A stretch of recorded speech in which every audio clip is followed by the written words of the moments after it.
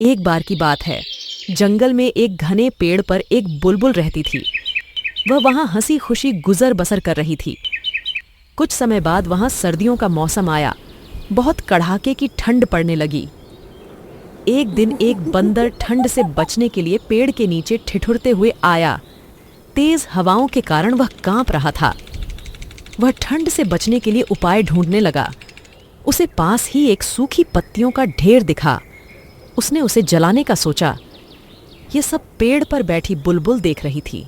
उसने उस बंदर से कहा, तुम कौन हो? यहाँ क्या कर रहे हो? अगर तुम्हें ठंड लग रही है तो अपना घर बनाकर क्यों नहीं रहते? तुम्हारे तो हाथ पैर भी हैं।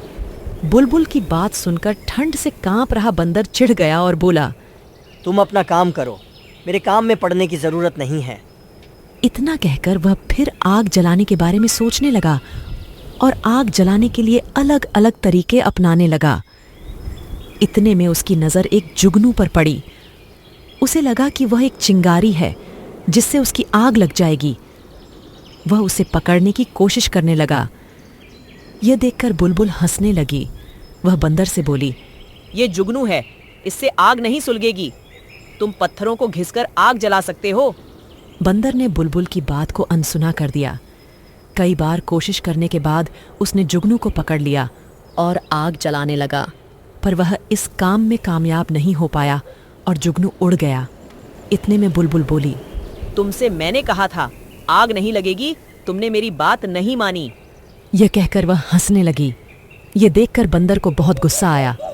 उसने पेड़ पर चढ़कर बुलबुल के घोंसले को तोड़ दिया।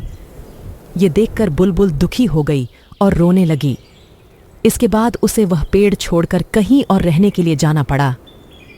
इस कहानी से यह सीख मिलती है कि जरूरी नहीं है कि हर किसी को ज्ञान या उपदेश दिया जाए। ज्ञान उसी को देना चाहिए जो समझदार हो, बातों को समझे। बेवकूफ को ज्ञान देने से खुद का ही बुरा हो सकता है।